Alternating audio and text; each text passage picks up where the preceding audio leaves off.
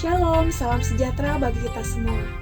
Sebelum kita memulai ibadah pada minggu ini, kita akan menyimak beberapa warta gereja. Gereja mengucapkan terima kasih kepada seluruh jemaat Gereja Baptis Efrata atas persembahan dan persepuluhan yang sudah diberikan. Kiranya Tuhan Yesus memberkati persembahan Bapak Ibu Saudara sekalian.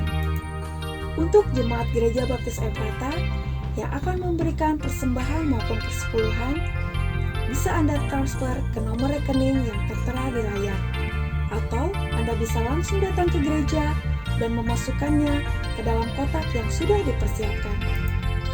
Untuk jemaat Gereja Baptis Efrata yang rindu untuk memberikan persembahan maupun persepuluhan, namun terhalang oleh situasi dan kondisi saat ini, silahkan untuk menghubungi nomor di layar.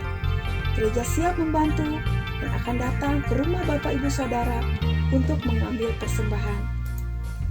Jam doa Rabu masih dilakukan di rumah masing-masing. Untuk renungan jam doa bisa Anda saksikan di channel YouTube Gereja Baptis Efrata. Untuk petugas yang melayani minggu depan, silakan untuk mempersiapkan diri. Bila ada yang berhalangan, silakan untuk menghubungi panitia tata ibadah. Saksikan terus program Renungan Harian Anak Habatus di channel YouTube Gereja Baptis Efrata setiap hari Senin sampai dengan Sabtu. Mari ajak putra-putri kita untuk belajar firman Tuhan.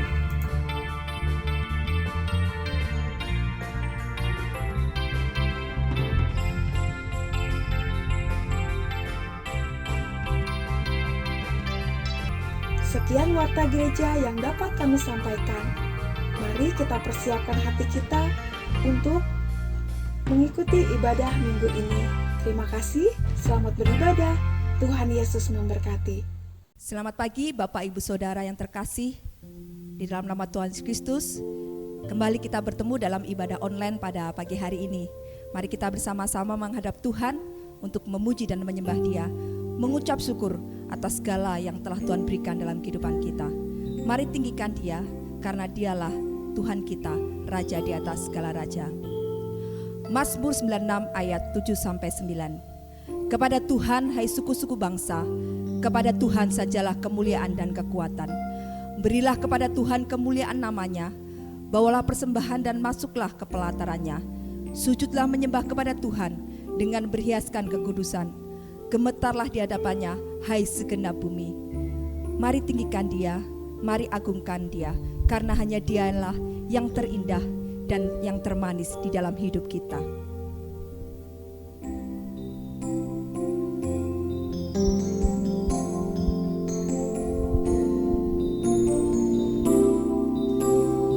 Kau yang terindah di dalam hidup ini, tiada Allah Tuhan yang seperti Engkau, besar perkasa penuh kemuliaan. Katakan dengan sepenuh hati kita, Kau yang termanis, Yang termanis, benar Tuhan, hanya Engkau yang termanis di dalam hidup kami. hidup ini ku cinta Kau lebih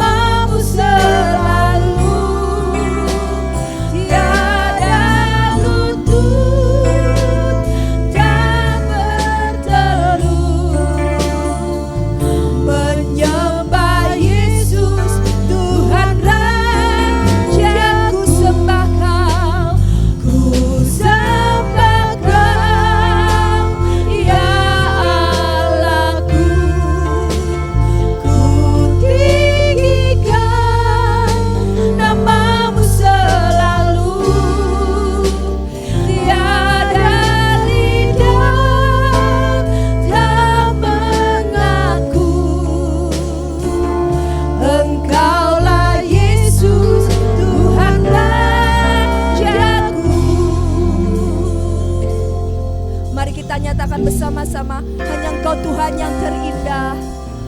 Kau yang terindah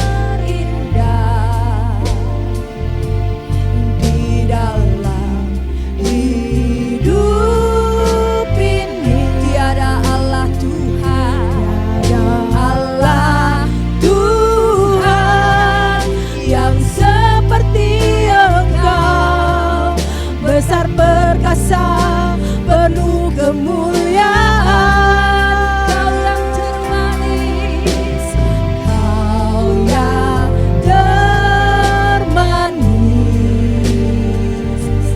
di dalam hidup ini. ku cinta Kau Tuhan. Ku cinta Kau lebih dari segalanya. Besar kasih setiamu kepadaku. Ku mau sembah Kau Tuhan. Sembah Kau, ya Allahku. Ku mau tinggikan Engkau Tuhan. Ku tinggikan namamu selalu. Setiap lutut kan bertelut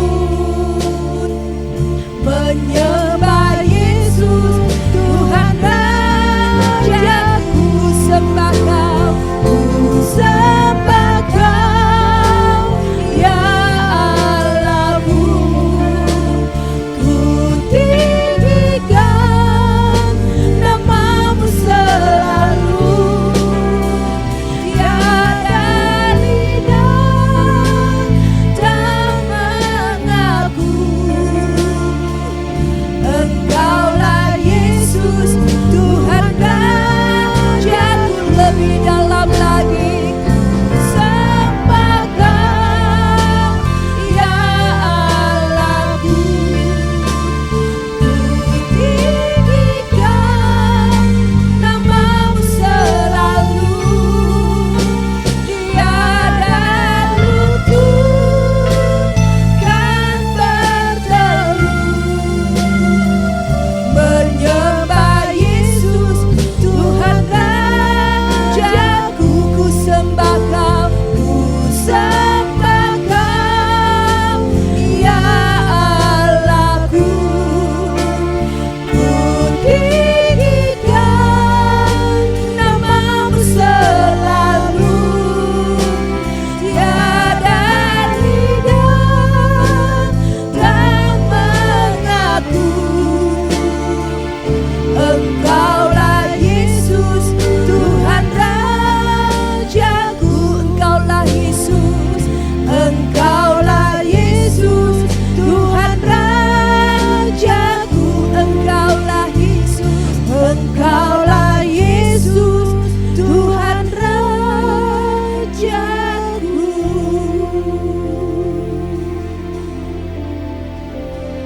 Kami mau menyembah Engkau Tuhan. Kami mau meninggikan Engkau karena Engkau yang terindah dan termanis di dalam kehidupan kami. Terima kasih buat kasih setia Tuhan, anugerah Tuhan yang telah Tuhan limpahkan dalam kehidupan kami. Hari demi hari Engkau memelihara dan menyertai kami. Kami mengucap syukur atas kebaikan-Mu Tuhan. Dan pada saat ini, pagi hari ini Bapa, kami datang bersama-sama untuk menyembah Engkau dan memuji Engkau, menyatakan kebaikan-Mu di dalam kehidupan kami. Biarlah Engkau berkenan atas puji-pujian kami. Terima kasih Bapa, terima kasih. Kami serahkan ibadah kami dari awal pertengahan hingga akhirnya di dalam satu nama Tuhan Yesus Kristus yang menjadi pengharapan di dalam kehidupan kami. Amin. Mari Bapak Ibu Saudara, dengan penuh sukacita kita tinggikan Allah kita. Kita puja Dia. Allah Bapa kami puja.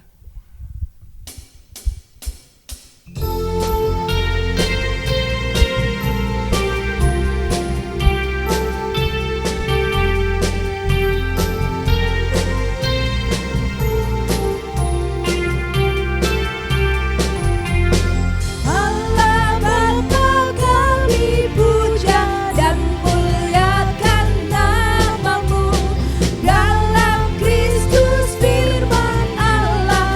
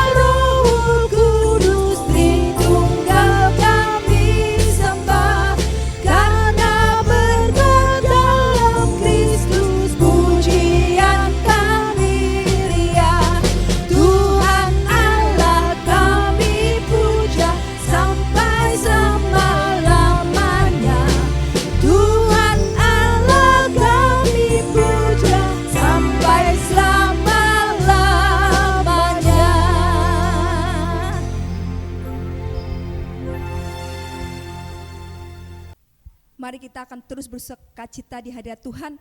Mari kita akan naikkan pujian, Ku kan bangkit.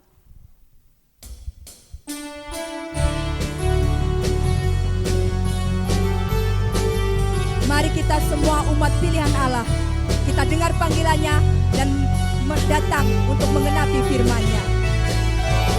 Mari kita semua umat pilihan Allah, dengarlah panggilannya untuk menggenapi firman-Nya.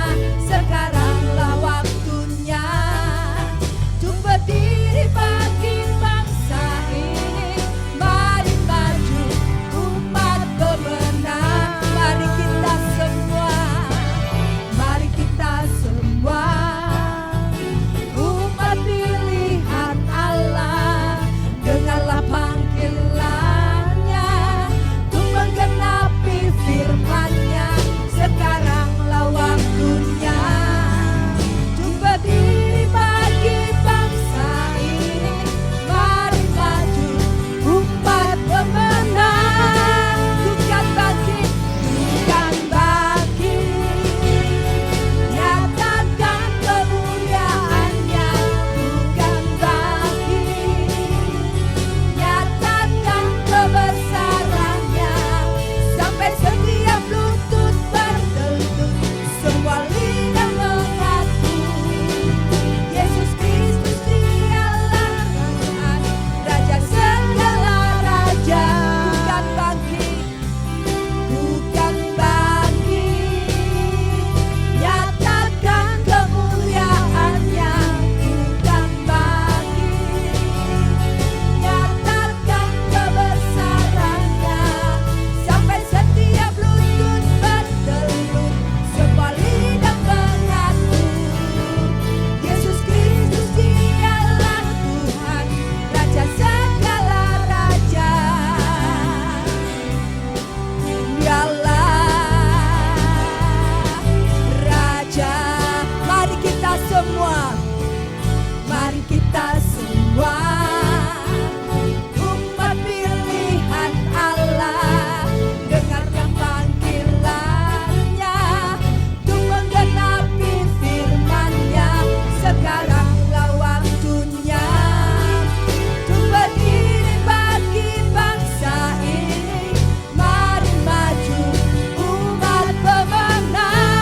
Bukan bangkit, bukan bangkit, nyatakan kemuliaan-Nya. Bukan bangkit, nyatakan kebesaran-Nya.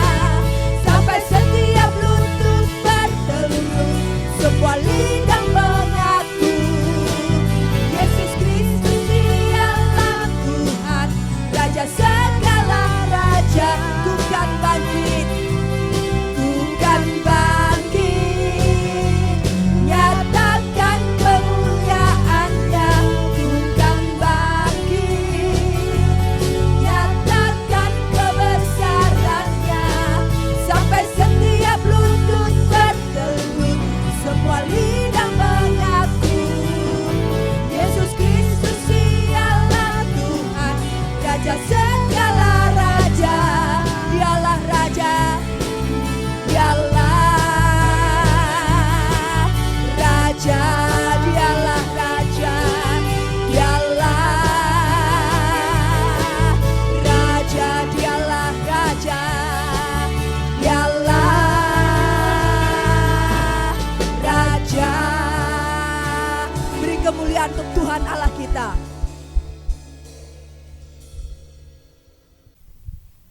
Saat ini kita akan masuk dalam doa syafaat. Kita akan persiapkan hati dan pikiran kita untuk menghadap Tuhan, mengangkat setiap doa-doa kita. Mari kita nyatakan bersama-sama bahwa Tuhan telah memilih kita untuk menjadi pendoa syafaat. Kau telah memilihku.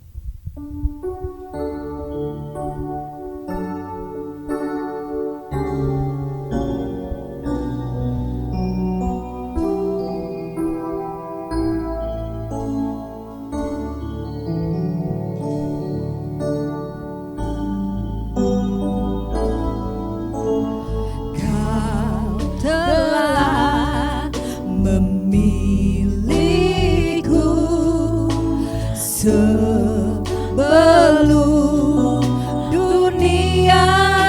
dibentuk, betapa aku bersyukur padamu ya Tuhan Allahku. Kau telah memanggilku sebagai alat kerajaanmu, betapa aku bersyukur padamu atas perbuatanmu. Jadikan aku bait suci-Mu yang kudus dan yang tiada bercela. Jadikan aku mesbah doamu bagi keselamatan bangsaku. Kau telah memilihku Tuhan, Kau telah memilihku sebelum dunia dibentuk, betapa aku bersyukur padamu ya Tuhan Allahku.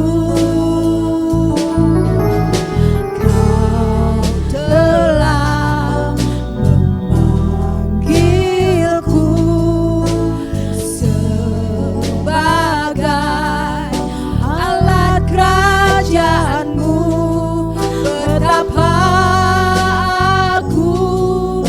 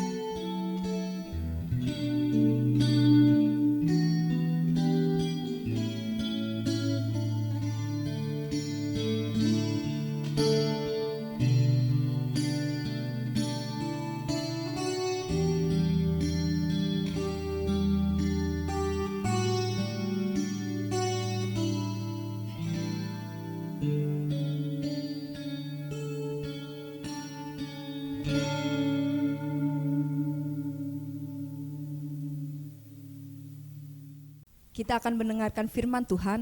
Mari kita akan bersama-sama nyatakan kepada Tuhan kita. Kita akan percaya dan patuh kepada firman-Nya. Percaya, patuh.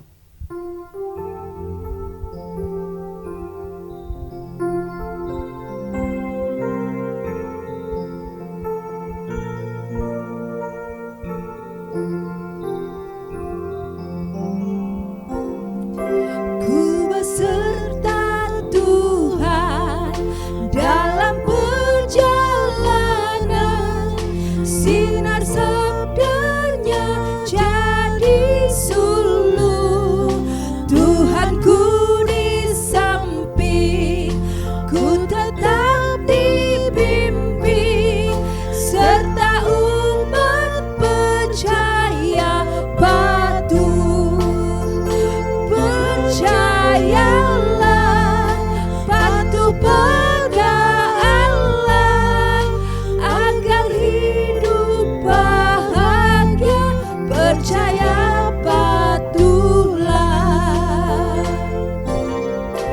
Ku beserta Tuhan dalam perjalanan, persekutuan indah teguh, jalannya ku ikut, perintahnya ku turut, selamanya percaya patuh.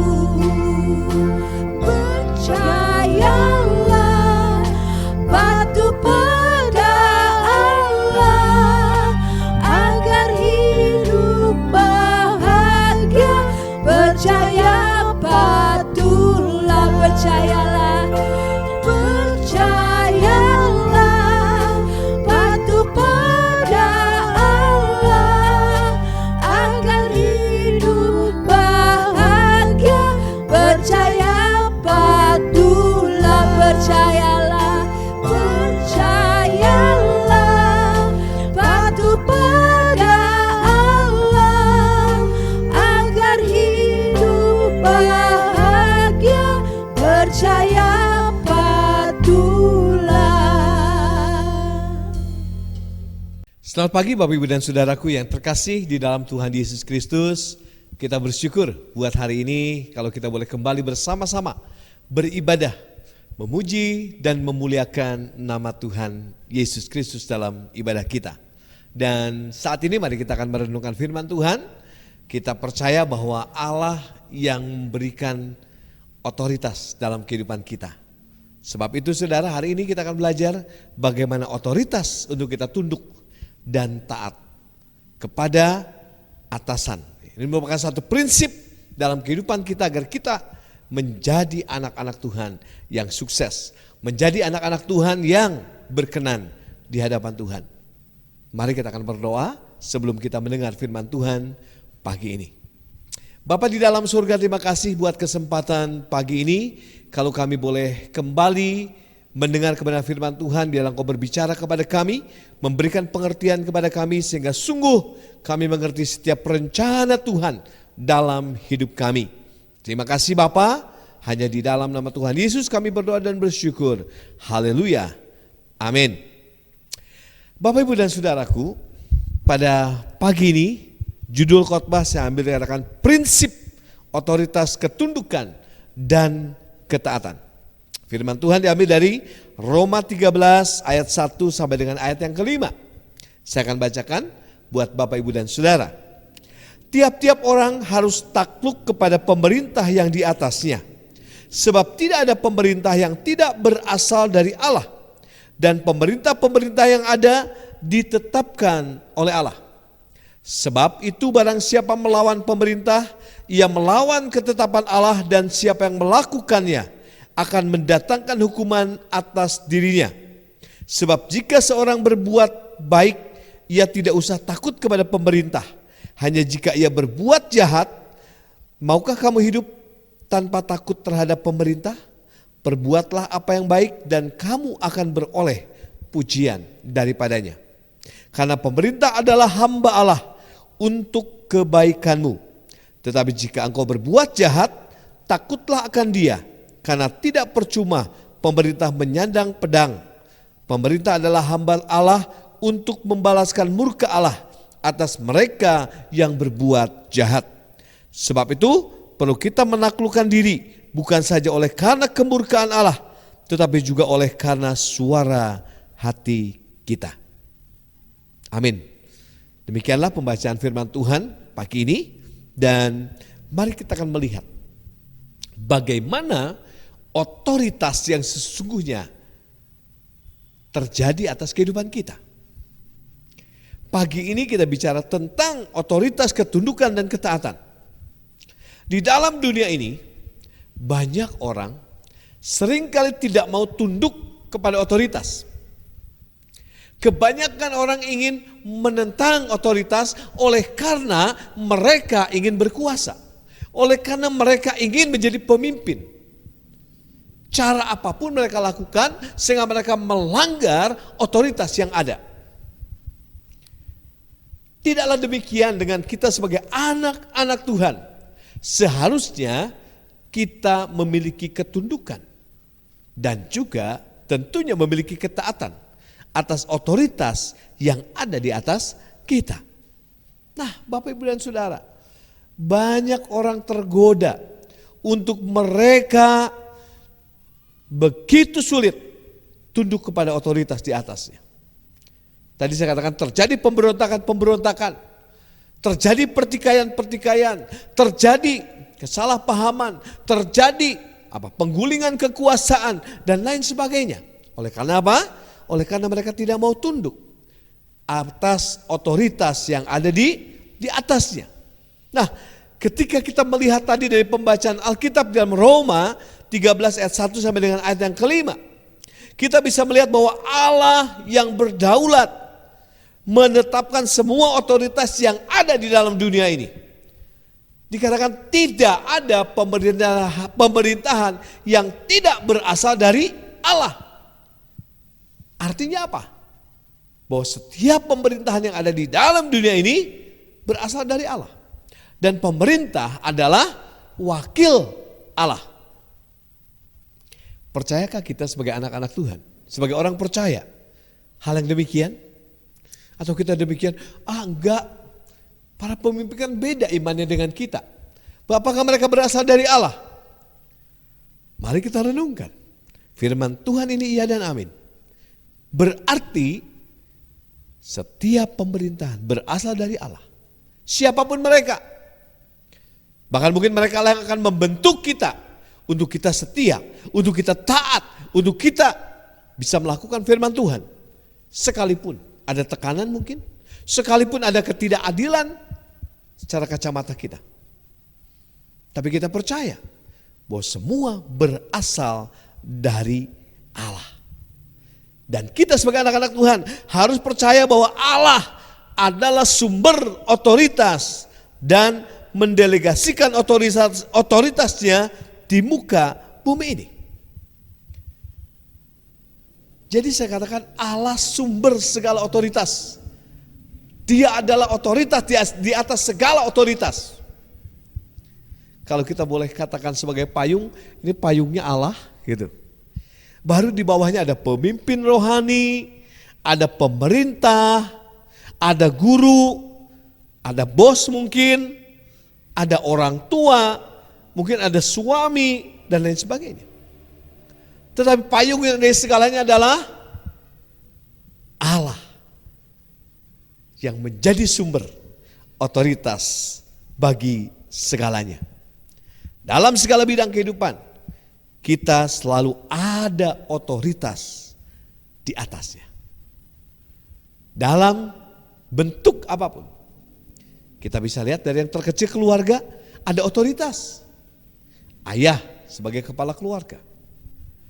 Di kantor, ada bos kita atau pimpinan kantor kita yang menjadi atasan kita. Di sekolah ada guru yang menjadi atasan kita. Siapa lagi? Di gereja ada pemimpin rohani yang menjadi pemimpin atas gereja tersebut. Jadi kita lihat bahwa setiap bidang dalam kehidupan kita ada otoritas yang memayunginya. Kenapa semua ini terjadi? Supaya ada keteraturan di dalam kehidupan. Di dalam keluarga. Sebab kita tahu satu keluarga dengan keluarga yang lain ada aturan yang berbeda. Kantor satu dengan kantor yang lain ada aturan yang berbeda. Gereja yang satu dengan gereja yang lain ada aturan yang berbeda. Tapi semua menuju kepada apa? Kepada keteraturan dalam kehidupan. Jadi saudara, otoritas merupakan perlindungan atau payung yang sangat nyata walaupun tidak terlihat oleh mata jasmani kita. Jadi sudah percayalah dan kita yakini bahwa di dalam segala bidang kehidupan ada otoritas yang memayungi kehidupan kita. Dan selanjutnya saudara, mari kita melihat bagaimana sikap kita terhadap otoritas yang ada. Sebagai orang Kristen atau sebagai orang percaya, kita harus memiliki sikap yang baik terhadap otoritas. Mari kita perhatikan di Ibrani pasal 13 ayat yang ke-17 yang mengatakan, taatilah pemimpin-pemimpinmu dan tunduklah kepada mereka sebab mereka berjaga-jaga atas jiwamu sebagai orang-orang yang harus bertanggung jawab atasnya. Dengan jalan itu mereka akan melakukannya dengan gembira, bukan dengan keluh kesah, sebab hal itu tidak akan membawa keuntungan bagimu.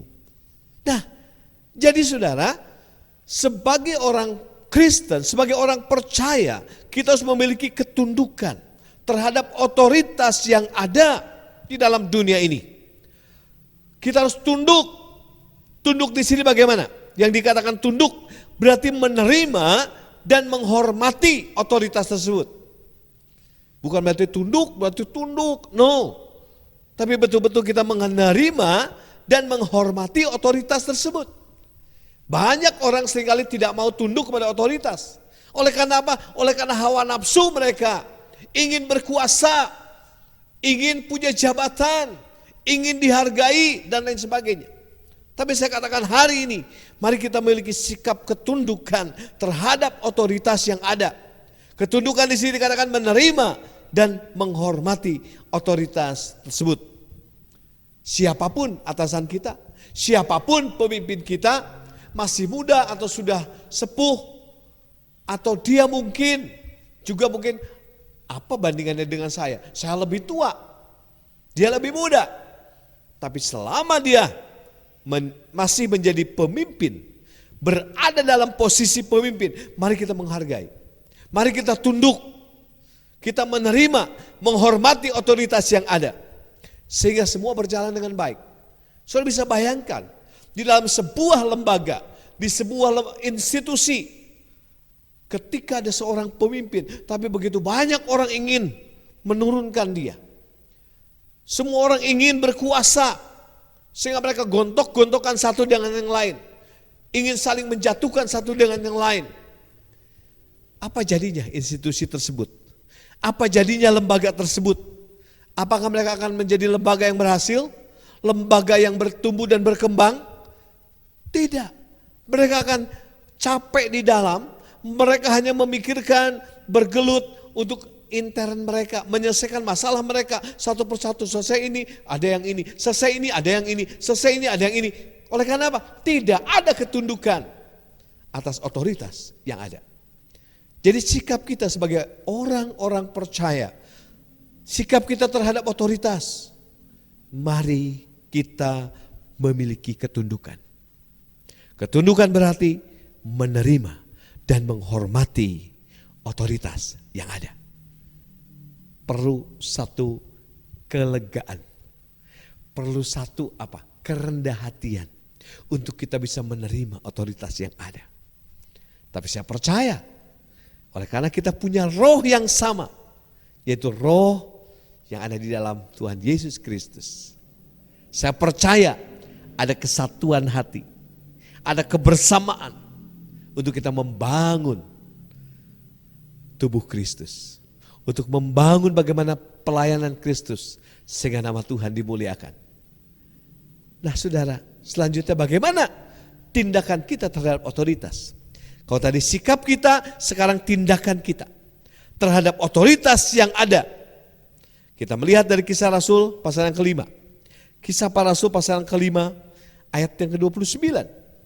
Yang berkata demikian. Tetapi Petrus dan rasul-rasul itu menjawab katanya, kita harus lebih taat kepada Allah daripada kepada manusia. Artinya apa saudara? Kita akan taat pada firman Tuhan. Bukan taat kepada manusia. Banyak orang kita seringkali hanya melihat manusia. Oleh karena dia kaya, kita tunduk, kita mau ikut, terus sudah seperti itu. Oleh karena dia ada jabatan, kita juga tunduk. Tapi ketika dia tidak ada jabatan, kita tidak lagi tunduk. Mungkin menanduk. Tapi saya katakan bukan itu yang harus terjadi. Jadi tindakan kita adalah kita lebih taat kepada firman Tuhan. Bukan oleh karena sosok manusia. Tapi firman Tuhan yang menjadi payung atas segalanya. Nah, Bapak Ibu dan Saudaraku, kita dapat saja tidak taat bila otoritas memerintahkan untuk berbuat dosa dan melanggar firman Tuhan. Kita bisa melakukan ketidaktaatan atas dasar kebenaran, atas dasar firman Tuhan. Jadi bukan karena keegoisan kita, bukan karena keinginan kita untuk berkuasa, tapi betul-betul atas dasar firman Tuhan. Sebab ketika kita melawan otoritas, berarti ada dosa pemberontakan dalam kehidupan kita. Saudara bisa bayangkan, otoritas yang ada seperti payung, kemudian kita ada di bawahnya, dan kita keluar dari payung otoritas itu. Apa jadinya saudara? Kita ada di luar otoritas. Kita sedang memberontak. Berarti kita tidak ada di bawah payungnya ini saudara. Kita ada di luar payungnya. Bayangkan, ketika hujan terjadi, apa yang terjadi? Kita akan basah kuyup. Anggaplah hujan itu sebagai serangan-serangan yang sedang menerpa. Berarti ketika kita ada di luar payung itu, kita akan kebasahan. Kita akan basah kuyup. Dan kita tidak terlindungi oleh otoritas itu atau payung itu. Jadi saudara, jangan kita memberontak terhadap otoritas yang ada. Sebab apa saudara? Iblis tahu siapa yang berada di dalam otoritas dan siapa yang berada di luar otoritas. Iblis akan menggoda setiap orang yang pahit hati atau yang sakit hati, yang luka batin, yang terluka terhadap otoritas. Dan gimana? Mereka ingin keluar dari payung otoritas. Sehingga iblis dapat leluasa menghancurkan hidup orang tersebut. Karena dia sudah ada di luar otoritas. Si iblis mulai menggocok. Si iblis mulai menghancurkan dengan berbagai cara. Dan kita keluar dari otoritas yang ada. Sebab itu waspadalah saudara. Jangan sampai kita memberontak terhadap otoritas yang ada. Siapapun pemimpin kita, selama dia berada dalam posisi itu, kita harus taat, menghargai, menghormati, dan menerima apa adanya. Itulah tindakan kita terhadap otoritas. Tunduk dan kita taat pada firman Tuhan. Saat ini kita akan melihat bagaimana pemberontakan Seba dan Amasa. Kenapa saya berbicara tentang pemberontakan Seba dan Amasa? Sebab kita bisa melihat otoritas yang sesungguhnya. Ketika terjadi pemberontakan terhadap otoritas, apa jadinya? Saya akan bacakan secara singkat dari 2 Samuel 20 ayat 1 sampai dengan ayat ke-10 yang berbunyi demikian. Kebetulan ada di sana seorang dursila bernama Seba bin Bikri, orang Benyamin, yang meniup sangkakala serta berkata, kita tidak memperoleh bagian daripada Daud, kita tidak memperoleh warisan dari anak Isai itu, masing-masing ke kemahnya, hai orang Israel. Lalu semua orang Israel meninggalkan Daud dan mengikuti Seba bin Bikri, sedangkan orang-orang Yehuda tetap berpaut kepada raja mereka, mengikutinya dari sungai Yordan sampai Yerusalem. Sampailah Daud ke istananya di Yerusalem, lalu raja mengambil 10 gundik yang ditinggalkannya untuk menunggui istana. Kemudian dimasukkannya mereka dalam sebuah rumah di bawah penjagaan. Ia memelihara mereka tetapi tidak dihampirinya. Mereka tetap terasing seperti janda sampai hari mati mereka.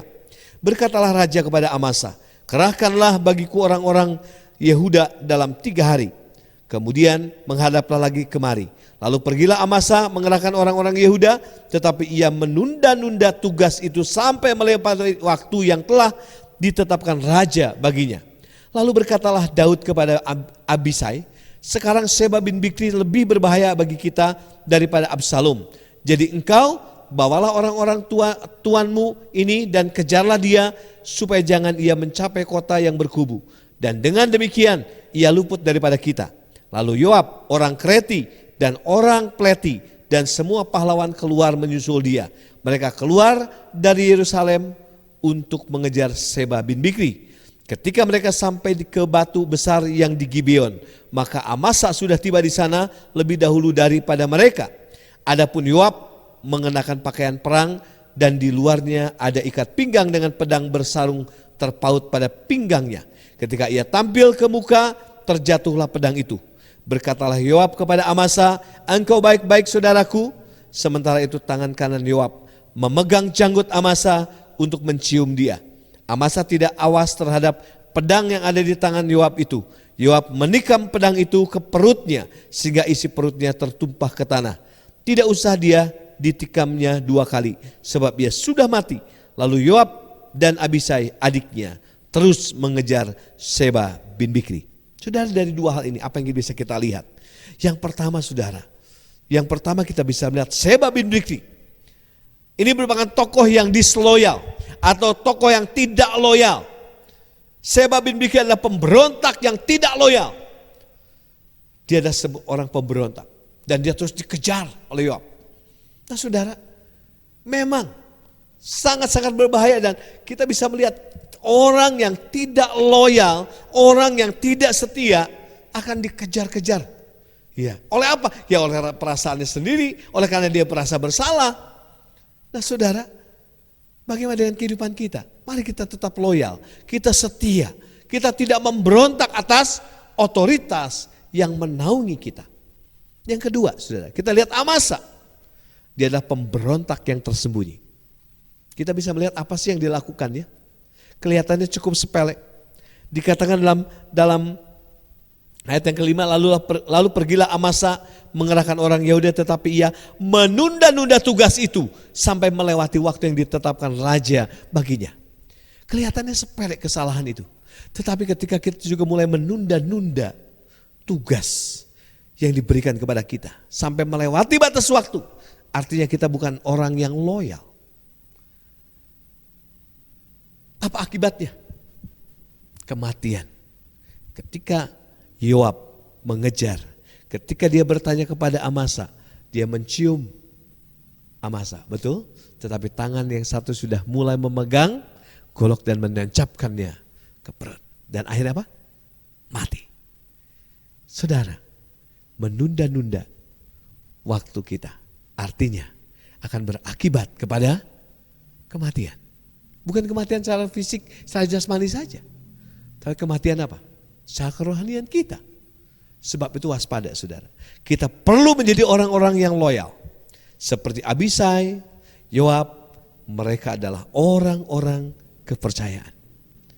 Maukah kita, apapun tugas kita, mungkin kelihatan itu tugas kita kecil, tugas kita mungkin tidak berarti, tapi mari kita lakukan dengan ketundukan dan juga dengan ketaatan dan dengan kesetiaan. Tuhan akan memperhitungkan semua itu buat kita semua. Sebab saudara, hari ini mari kita akan lihat ada 3 tingkat roh pemberontakan. Ada 3 tingkat roh pemberontakan. Yang pertama adalah keegoisan. Semau gue, sulit diatur, hanya mengikuti keinginan atau perasaannya saja dan bukan otoritas. Kalau sudah melayani, biasanya hanya mementingkan pelayanannya saja. Yang penting saya melayani, selesai. Gak peduli dengan yang lain. Itulah keegoisan. Hati-hati saudara, ini adalah roh pemberontakan. Yang kedua adalah terluka. Kenapa terluka, saudara? Ini dimulai dengan apa? Mulai konflik dengan otoritas sehingga tidak aman terhadap otoritas. Artinya apa? Mulai konflik dengan ada yang di atas ini. Otoritas ini siapa? Pemimpin kita.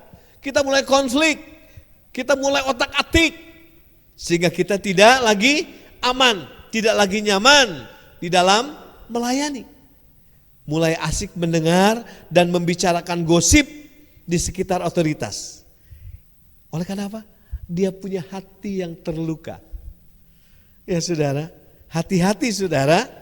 Ya, bahkan jadi apa? Mereka seringkali menjadi pahlawan kesiangan. Simpati terhadap orang yang punya luka yang sama.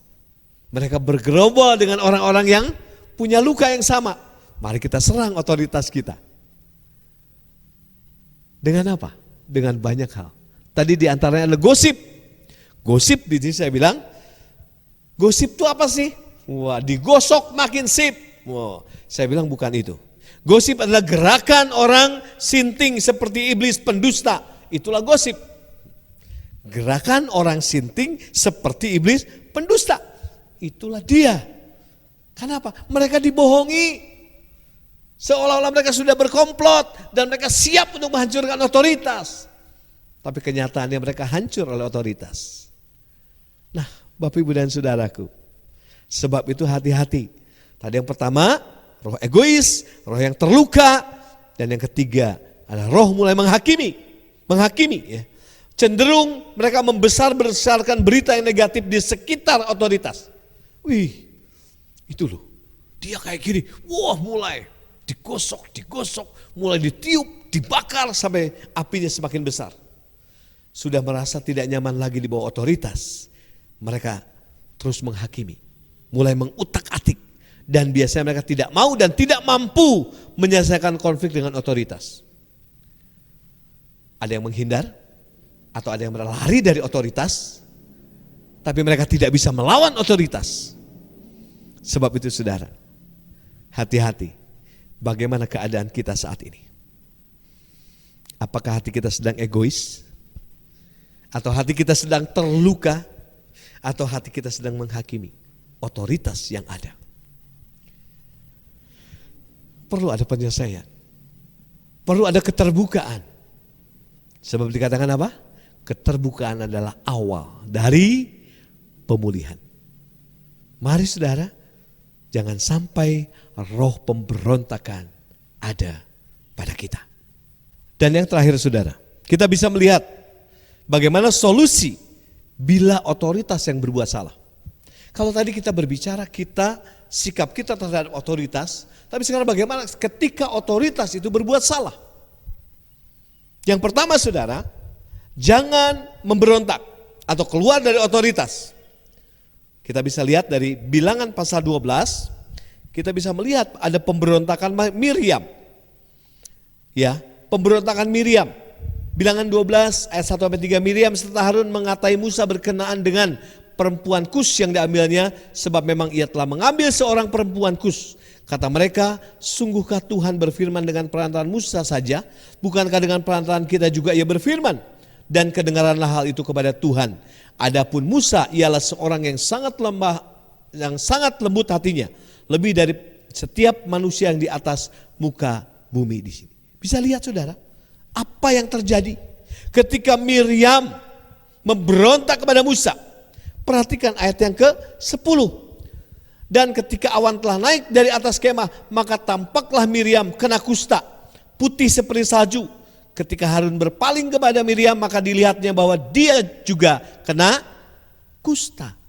Jadi saudara, ada pemberontakan, ada akibatnya. Miriam akhirnya dia kena kusta. Sangat mengerikan. Nah saudara, ada lagi kasus-kasus yang lain yang bisa kita lihat akibat dari pemberontakan. Pemberontakan terhadap apa? Terhadap otoritas. Nah sebab itu saudara, mari kita lihat. Yang pertama, ketika otoritas berbuat salah, jangan kita keluar. Jangan kita memberontak, jangan kita bersekongkol. Kita serahkan semua pada Tuhan. Nah, kalau kita memberontak, ada akibat-akibat yang akan timbul, yang akan terkena kepada kita. Kemudian selanjutnya contohnya adalah pemberontakan orang-orang Korah. Ya, Korah. Kita lihat di Bilangan pasal 16. Ya, Bilangan 16 demikian halnya. Ketika persekongkolan untuk memberontak kepada Musa juga. Mereka bersekongkol. Tapi ada akibat yang terjadi. Lihat Bilangan 16 ayat 31-32. Bilangan 16, 31-32. Baru saja ia selesai mengucapkan segala perkataan itu, maka terbelahlah tanah yang di bawah mereka, dan bumi membuka mulutnya dan menelan mereka dengan seisi rumahnya dan dengan semua orang yang ada pada Korah dan dengan segala harta milik mereka. Wow. Ada dampak yang terjadi ketika pemberontakan terjadi. Sebab itu saudara, jangan pernah kita memberontak. Sekalipun otoritas berbuat salah atau atasan kita berbuat salah, mari kita berdoa, biarkan Tuhan yang menegur. Dan kita percaya Tuhan atur segalanya. Dan yang kedua dikatakan apa? Mari kita mengoreksi, tetapi kita tetap tunduk kepada otoritas. Kita mengoreksi boleh, tapi kita tetap harus tunduk kepada otoritas itu.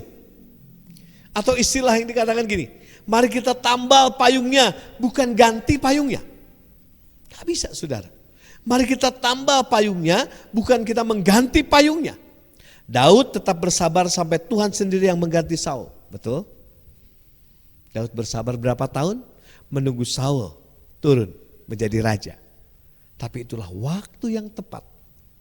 Karena Tuhan tidak berkenan lagi kepada Saul. Ada waktu yang terindah yang Tuhan berikan kepada Daud untuk menjadi raja. Itulah waktu Tuhan. Nah Bapak Ibu dan Saudaraku, kita sebagai anak-anak Tuhan, mari kita belajar tunduk kepada otoritas. Apapun yang terjadi. Kalau otoritas berbuat salah, mari kita doakan. Kita percaya Tuhan berkarya dan Tuhan membuat rencana yang di luar dugaan dan pikiran kita sebagai manusia. Sebab itu saudara, otoritas, ketundukan dan ketaatan sebagai anak-anak Tuhan begitu penting di dalam segala aspek kehidupan kita. Mari belajar tunduk atas otoritas yang ada di atas kita. Amin. Mari kita akan berdoa. Bapa dalam surga, terima kasih buat kesempatan pagi ini. Kalau kami boleh merenungkan firman Tuhan, ajar kami untuk tunduk kepada otoritas, menerima dan menghargai otoritas yang ada. Berikan kelemah lembutan untuk kami boleh bertindak atas semua yang ada. Kami percaya Tuhan memberkati setiap anak-anak-Mu Tuhan. Sehingga sungguh kami melayani bersama-sama, bergandengan untuk memajukan gereja-Mu yang kami kasih, Gereja Baptis Efrata, sebagai tubuh Kristus yang Tuhan percayakan dalam kehidupan pelayanan kami. Terima kasih Bapak, terima kasih. Di dalam nama Tuhan Yesus kami berdoa. Haleluya, haleluya, amin.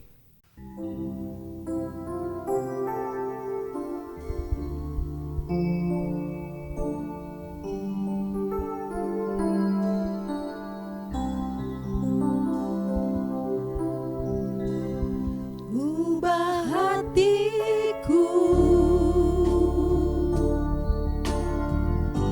seputih salju, ubah hatiku seperti dirimu.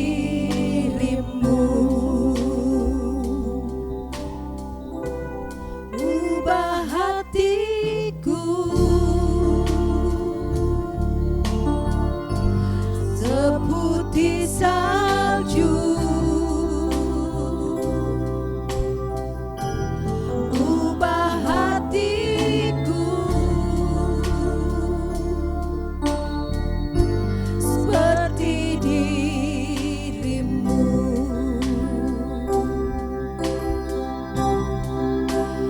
Engkau penjuda, ku tanah liat, bentuk jadikan itu doaku.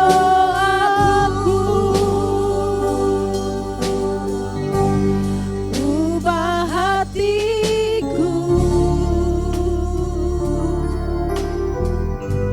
seputih salju, ubah hatiku seperti dirimu.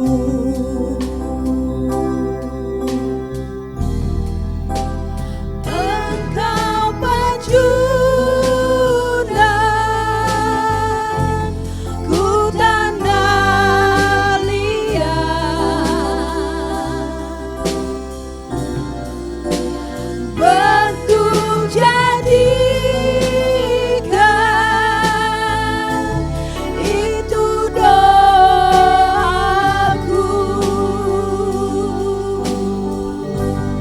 Ubah hatiku seputih salju, ubah hatiku seperti dirimu.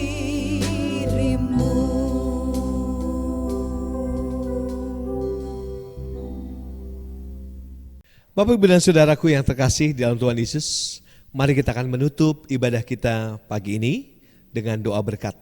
Dan kita memohonkan berkat ibadah tercurah atas kehidupan kita sepanjang minggu ini. Mari kita akan berdoa.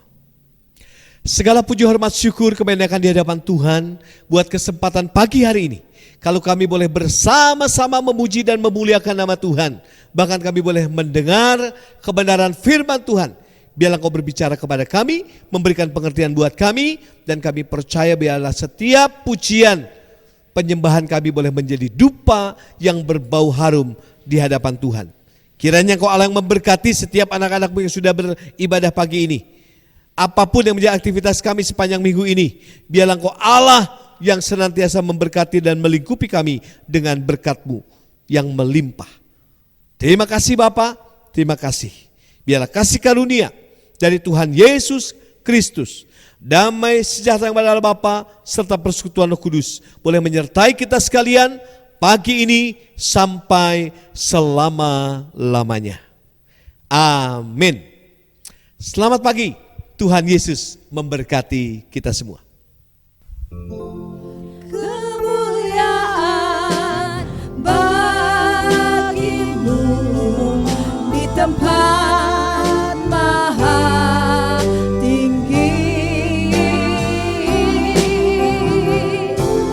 Kemuliaan bagimu di tempat maha tinggi.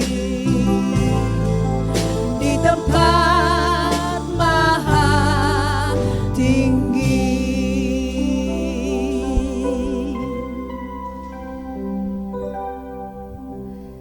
Selamat pagi, Tuhan Yesus memberkati.